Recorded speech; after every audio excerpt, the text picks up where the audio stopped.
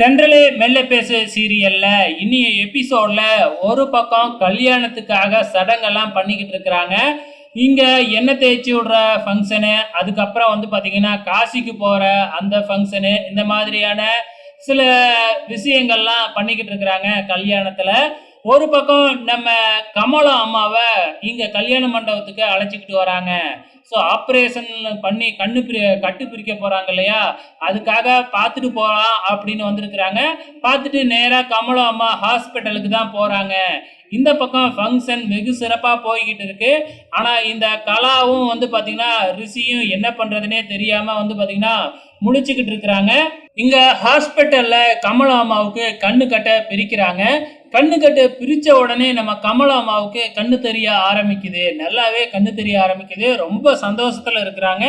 பரம இளமதியோட கல்யாணத்தை நம்ம கண்ணால பார்க்க போறோம் அப்படின்னு சொல்லிட்டு ஹாஸ்பிட்டல்ல இருந்து அவசரமா எல்லாத்தையும் கூட்டிக்கிட்டு நம்ம கமலா அம்மா ஆட்டோவில் புறப்பட்டாங்க. ஏன்னா வர்ற வழியில ஆட்டோ வேற கொஞ்ச நேரம் ரிப்பேர் ஆயிடுது.